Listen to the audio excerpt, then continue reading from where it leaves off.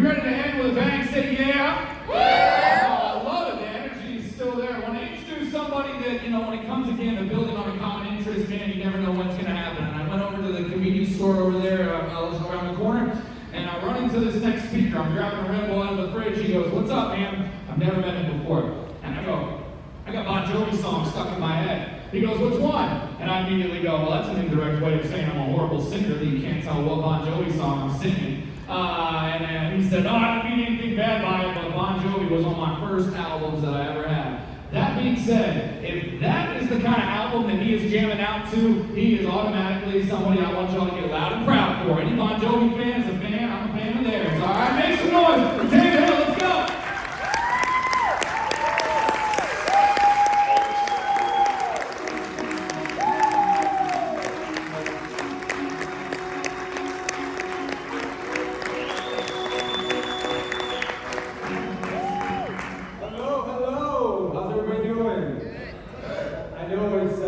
Late. How's that energy? Oh, really? How's that energy? So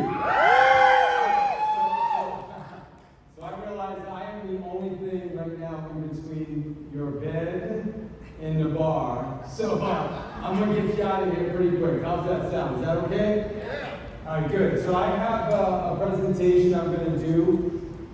I was planning to go about 30 minutes, but if it's okay with you guys, I want to go through it quickly. I want to get you out of here probably in 20 minutes. Does that work? All right, beautiful. So we're going to keep moving. My name is David Hill. Let me just figure out, okay, there we go. Easy. This is one of my favorite quotes. This is what I live by. It has helped me tremendously. It's helped my family. It's helped my business.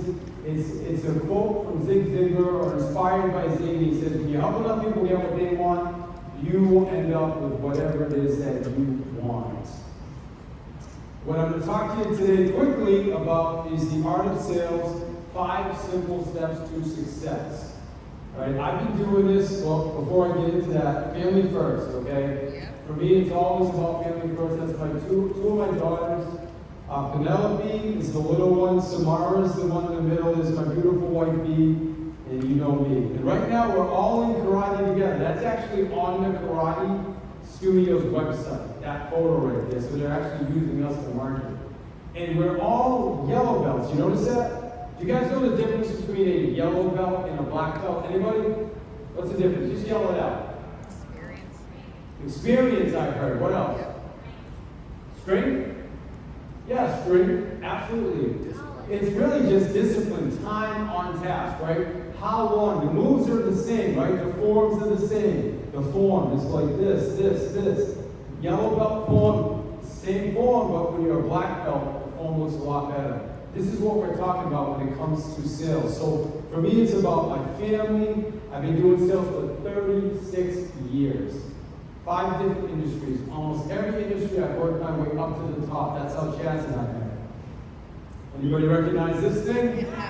Yeah, baby, that's right. Started 36 years ago. Calling people, getting them to set appointments to meet with people to come sell them a $1,500 vacuum cleaner. You see how ugly that thing is, probably? It's scary, right? That's where I started. Then I went into the publishing space. And through calling phone books, yellow pages, coupon books, I got clients, Verizon, AT&T, Benjamin Moore Paints, many other national clients from cold calling. I've been doing this a long time. And what I'm going to share with you is some of the things that I learned over the years. In 2001, I joined Keller Williams Realty. Any real estate agents in the house? Real estate agents say, oh! One real estate agent, good job. Come on, all you real estate agents, be proud, loud and proud, right? Come on, real estate agents, say, oh! All right, good job. I learned a lot from Keller. I'm no longer at Keller. I have an independent brokerage now, but I was with them for 17 years, and I learned a ton with Keller. It's also where I met Chaz. Chaz and I were together in the beginning. We had the same coach, and we met back, I don't know, around 2009. So, I keep hitting the wrong button. So my company is called Path to Sales Mastery. Again, talk about mastery. When I showed you the belts earlier, for me, everything is about mastery. when Renee was doing, earlier today when she had us do the exercise, remember the exercise where we had to come up with our 5 words? Who remembers that? Say I. I. All right, say I again. I. Oh, that was a nice one. So, one of the words on there was mastery. I don't know if you noticed that. That clicked right with me. Everything I do is about mastery, about next level. Again, back to this quote. When you help enough people get what they want, you end up with what it is that you want. In 2001-ish, I partnered up with Grant Cardone, and I became one of his trainers, okay? I don't know, Grant, who knows who Grant Cardone is? Raise your hand. All right, so Grant, you either love him or you don't, right? But I'll tell you one thing about Grant is he's massively successful and his sales processes work. All right, so what, I'm gonna ask you a question real quick, just yell it out. What is the number one rule in sales? Listen. Anybody? Listen. Listen, I heard. What else? What? Ask for it. Love it. What else? Come on, yell it out. Keep going. The faster you guys go, the faster you get out of here. Follow up. Thank you. I love that. Yes. Give me one more. Be silent. Beautiful. How about this? Always agree. Yeah, I know. Huh? I don't say that like, yeah, you know, the buyer's always right. You know, like, yeah. That's not what I'm saying. What I'm saying is, as salespeople, what do we tend to do sometimes? We tend to put a wall between ourselves and the client because they say something we don't agree with, and what do? We start to make them wrong. Fundamentally, this right here can change so many of us sales process. I heard someone earlier today say, I'm not a good salesperson because I'm honest. Is that person still here, by the way? I heard. There he is right there. Amazing. I love when he said that. But there's nothing dishonest about being a good salesperson. Right? You just need right. You just need to know what you're doing. But listen, there's no reason for me to disagree with somebody. I can understand, hey, I might not agree with exactly what you're saying. I say, listen, I get it. I can actually see it 100% how you feel that way. Okay, let me get on the same side of the table with you now. You're going to be open to listening to me, as opposed to me trying to make you wrong. Does this make sense? Yes. Does this make sense? Yes. All right, good. I know it's 9 o'clock, so it's a little bit. By the way, Chaz, this is the latest I've ever presented, so appreciate you, man. You're pushing the limits for me. Thank you. All right, this is my beautiful wife. Where else does always agree work?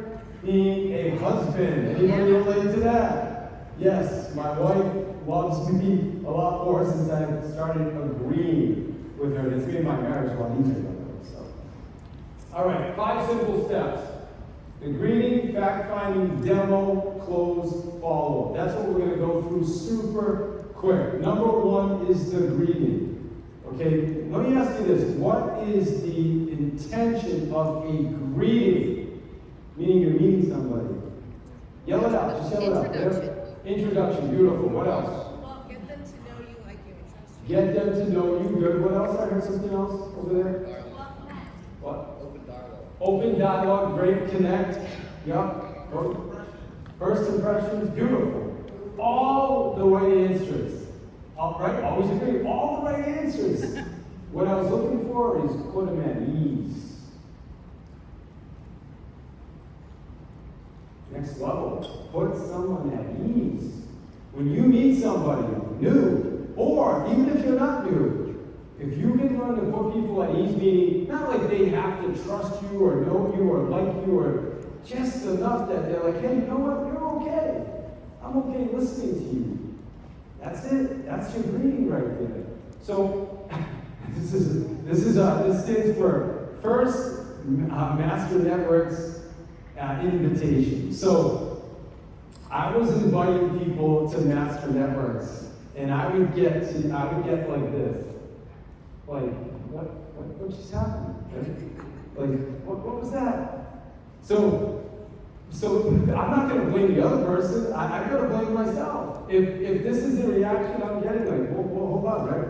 What just happened? And so here, this is 10 words right now in a sentence. And this 10 words can have 7 different meanings, depending on how you say it. Now this is what I had 2 people in a row say this to me. I'm sorry, they said something to me where I had to repeat, I said this to them. I said, I did not say you had to join my group, right? I did not say you needed to join my group, right? Or say, I did not say you needed to join our group. Maybe someone else did. I didn't say you needed to join my group. It was someone else, right? I did not say you needed to join my group. Maybe I just implied it, right? In my invitation, it was implied that I needed to join, right? I did not say you needed to join my group. No, I was actually talking about another group. Does that make sense? So really, our invitation, how it's being perceived by somebody else, just based on our intention, just based on the words. And so when you're not getting the right responses to your invitation, you got to look at your greeting. Let me go through real quick the greeting. By the way, this is our group. This is our group. Right now we have an awesome group. We have 21 members. We're going on about 9 months. That's almost everybody. One of the things we pride ourselves on in our group is having fun. So we want people to come and see it and experience it. That's our goal. So with us, the greeting is, and I'm gonna move fast as I promised you I would. You be positive. First off, just be positive when you meet somebody, right? Keep it short. Be transparent.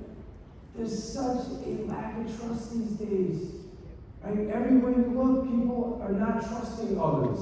They think everybody's trying to get over. Half the things on the internet are scam. So why not just let somebody know exactly what your intentions are? Be transparent with people. They appreciate it. And I was talking to a force on my own, he didn't even list with me. But what he did was he had someone else, he gave my name to another seller and told them to call me for a listing that is twice the property that he didn't list with me. Why? Because he trusts me. Because I made an impression with him, because I was transparent, because I told him the truth. Okay? Offer information to build rapport. I know. Any other Celtics fans in the house? Boston Celtics? There's 2? Okay, cool. Yeah. But who cares, right? The reality is, who cares about that? But what do you care about? You care about your business. You care about your industry, what's happening in your company. As a professional, somebody that's thoughtful, I'm going to talk to you about something that's going on in your industry when I meet you. I'm going to do some homework first to figure out what's something that I know that is important to you. That's about having the right greeting. And then the final one, this comes back to what I was sharing earlier about being a master. When it comes to handling objections, you should know the objections of keep smiling and have a great attitude. And then the last one is be prepared to handle objections. Guys, you should know, whatever your product is, whatever your industry is, you got to know the objections that they're going to give you. So what I'm going to do is I'm going to jump forward. Okay, this is going to work in all of these areas. All right, so we invited somebody from the chamber to our meeting. This is a case study. I'll bring you through this case study. We'll wrap it up. The lady's name was Kim. So I invite her to the meeting. The next step is fact-finding. Okay, so now what I'm going to do is I'm going to talk to Kim about her business. She's a financial advisor, so I want to figure out, okay, what Kim are you looking for? What would be a benefit if you came to our group? You know, who do you want to meet? I'm doing some fact-finding. My goal with fact-finding is to qualify the buyer's motivation to make the sale easier. Raise your hands. Who would like an easier sales process? Yeah. Like seriously, every hand should be up on this. Who would like an easier sales process? Thank you. Amazing.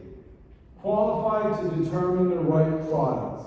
Okay? We also need to know how to structure a proposal. We want to discover buying patterns. And then we need to ask hard questions, my friends. And I'll tell you, if there's one thing you take from me today, there's a couple things, but this is one right here. This step, number 5, is probably the one where most salespeople need the most help. Being willing to ask those harder, tougher, deeper questions. I think it was Jordan that was up here mentioned 7 deep. See, most of us go scuba. We go like water sailing right? We're on the top. I'm talking about going scuba deep with your fact finding. We want to figure out what's keeping people up at night. That's what we're trying to figure out when it comes to the sales process. When you know what's keeping someone up at night, at this level, they're going to do business with you. They're going to show up when you invite them to the meeting. So we talked to Kim. Our demo was bringing Kim to the meeting. We have a fun meeting, guys. We joke, we laugh. Some people make fun of each other. It's great. It's a great energy. It's our culture. It's fun. When we bring people there, they have fun. That's our demo for Kim. Kim shows up. She has fun. Okay? So we're going to focus on what came up in fact finding. So what am I doing now? As I'm inviting her to the meeting, I know she's coming this Wednesday. So strategically, I'm going to talk to the people that I think would be a good fit for her. People that she would want to talk to. People that she should be connecting with. So we're strategically setting it up the right way because we're focusing on what came up in my fact finding when I was going through those questions with her. We want to offer her multiple solutions. So I'm not just having her talk to one person, but I'm going to have her talk to multiple members. Anybody ever have a member in your chapter where you're like, wow, I didn't expect to get so much business from this person? Does that ever happen to anybody else? No, just me? Yeah, so we have this guy named David Romanoff. I mean, this guy he knows everybody everywhere. It's absolutely amazing. All right. Verify selections with alternatives up and down, and it reduces the need to shop, and it makes you look like a soft seller when you do this process right. So we brought Kim in, okay, she met the meeting, they met our members, and then we bring it to the next step in the process, which is close. All right, I'm going to go again. I'm going quick because I want to respect you guys this time. All right, so number one requirement of a close, you have to have a decision maker. Guys, if there's no decision maker, you can't close. You know, someone was talking earlier, I was talking to somebody earlier, you know, they have a $4,500 product, and they're saying, well, I'm jumping on calls with people that don't have a job. That's a breakdown, right? And you have to be talking to the decision maker. They have to have the wherewithal, the means to do what you want them to do. Right? They have to be sold on the product. This one here, this gentleman over here that talked about being honest this morning. They have to believe in you. But the only way they're going to believe in you is if you believe in you. One of the biggest challenges with salespeople is they don't even believe in themselves. They don't even believe that their product is the solution. Like, let me see, raise your hand. Who believes that what you do is by far the best solution in the world? Raise your hands. Seriously, hi. How come everybody doesn't have their hand up? Some of you guys are like, I just ain't raising that. I ain't listening to you, man. I ain't raising my hand. Everybody should have their hand up on that. Everybody in this room is in sales. I believe, okay, I'm a real estate broker for 22 years. I'm a sales trainer. I work with business owners. I do not believe there's a better broker out there than me. In my mindset. Who knows? I don't believe there is, so it doesn't matter. Everybody should have that same mindset. If you don't have it, the other person is going to feel that. I promise you. All right, I'm giving you guys a 15-hour presentation in 20 minutes. I was planning on doing it in 30 minutes. Okay, urgency. There has to be urgency. You want to close a sale, there has to be urgency. Otherwise, things will never happen. Okay, you guys have probably seen this, right? Chaz does this one. Have you heard enough information to make a decision? It's one of my favorites. We will, at the meeting, there's a slide that always says that. And what we'll do is we'll put up the slide and we'll say, have you heard enough information to make a decision? And sometimes they'll just say yes. And if they don't say anything, then I move to the next slide and say, okay, we'll talk about it after the meeting. And everybody laughs. And it's fun. And it works. All right? In meeting close, Kim joins our group. All right? Uncertainty. Thank you. But certainty. Certainty. People need certainty. If people don't have certainty, they will not take action. They will not move forward, guys. So follow-up. What percentage of sales do you believe comes from follow-up? 80%. Thank you. Yeah, you guys nailed it. 80%. 80% of sales comes as a result of follow-up. Let me give you some best practices. Number one, schedule the next call right away. When? Right away. Everybody say right away. Right away. Come on, guys. We're almost there. Like, I'm telling you, we have like 6 minutes left. So hang in there with me. Can you guys hang in there with me? Say yes. All right, good. Thank you. Thank you. All right. Add them to a CRM, meaning have CRM. Like if you talk to somebody, schedule next call means I have a call with Drew. Okay? Before I do anything else, I'm scheduling my next follow-up call. Whatever I'm doing with Drew, it's getting scheduled before I move to the next thing in my CRM. Next, I use a combination of email, SMS, video, phone, mail. We've been talking about that all day. 5 to 12. Everybody say 5 to 12. 5 to 12. That's how many times it takes. 5 to 12 follow-up times. 5 to 12. All right? And always go into a call with an intention. Have you ever had a salesperson say, hey, just following up? Then they call back a few days like, hey, it's me again, just following up. Hey, it's me, just following up. Hey, just following up again. I mean, that gets old after a while, right? What happens? That's when people start to block you. That's when people say, I'm not doing business with you. It's just weird. But if you call every single time with a different intention, hey, the reason I'm calling you today is I was actually driving and I saw a sign and it reminded me of you, and I thought about you. How are things? Hey, the reason I'm giving you a call today now is because I don't know if you noticed this, but interest rates have just gone down a little bit. Okay? So you always think of another reason for the call. And you do that 5 to 12 times. All right? Grant Cardone says, no one thing can blow a deal. This is called waiting kid. Okay? It's the bank, vice president of the bank. She blew me off, and somebody said, send her this emoji. And I'm like, I can't send that to the vice president. This is what it looks like. See that? The president of the bank. She's blown me off in 3 weeks now. She was supposed to sign an $8,000 contract. Never signed it. She said she was going to. She's ghosting me. So I sent this after 3 weeks. Within 30 seconds, I get a heart emoji on it. She sent me a heart emoji. I'm telling you guys, if you don't believe me, try this. It's called Waiting Kid. I sent that to her. I get this. You know what it did is it put us in communication. All right? Here's another one. Here's an example of something fun. This is somebody I spent 2 years with. They were supposed to join our group. He had a big real estate team. All right? I sent him everything, and then he stops responding to me. I sent him this video. Hey Scott, what's up, brother? I just want to remind you, when you work with me, you don't just get me, but you got my whole team.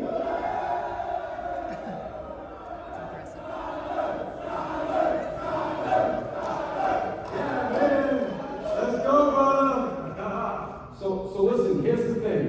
He didn't even join us. But what he did was he called me right away and we went back into communication. Okay? So it brought us back into communication. Now, any of you guys can do that with your business. This is just about having fun. It's just about being human, communicating with people. All right? And a win.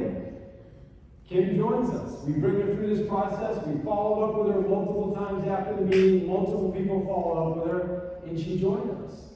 You know, that's a huge win for her and for us. Here's Gary Vee. You guys know who Gary Vee is? This is me getting him on my podcast. You hear that? We'll get it done in the next 30 days. Exact same process I just shared with you, I used to get Gary Vee on my podcast. Exact same process. Exact same process I've been using for over 20 years to dominate. I was one of the top 100 agents at Keller Williams with over 100,000 real estate agents. So we use the same process to dominate. It's not complicated. It's 5 simple steps right there, guys. So I just want to say I appreciate your time. I don't know if we want to do any takeaways or not. It's completely up to you, Chaz. You guys, this is my QR code. If anybody wants a copy of my book, just scan that. You'll get a free copy, an electronic version. Scan that. There's also an opportunity to schedule a 15-minute call with me on there if you want to take advantage of it. That's completely up to you. So do a couple takeaways. And we'll get you out of here. How's that sound? You guys are killing it. We got one. Woo! Let's go. Come on, baby. All right. Let's go. Who's going to give us? Let's get 3 takeaways. 3. What did you take from this? Yes, I see one hand in the back. I have a reason to follow up, don't just say I'm checking in. Yeah, exactly. Be intentional with your follow-up. I love it. Okay, two more. Yes, right here. Thank you. By the way, great job this morning. Singing, that was amazing. Thank you. Thank you, thank you. I keep it short. I tend to word vomit, and once somebody says, "Okay, yeah," I'm still talking, and I don't accept the yes. And so now I'm teaching my son, accept the first yes. If you ask for ice cream, accept that yes and go get it. Don't just be like, "Are you sure? Can I have one?" Love that. Yeah, no, accept that first yes, and then stop talking. Amen. We're going to hand it over here to...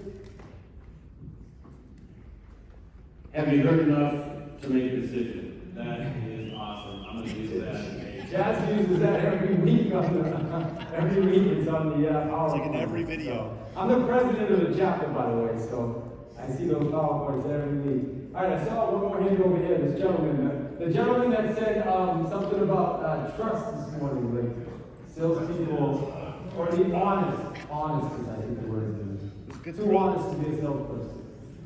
Thank you. First, we need to grab lunch. I love the whole presentation. I did want to share what Christopher shared. I thought that was a great closing line. But also the fact that I think you and the others talking today is like people does business with people that they like and that they trust and that they know. So I need to be out there meeting people. It was great. Awesome. Well, hey, I appreciate you guys. Thank you.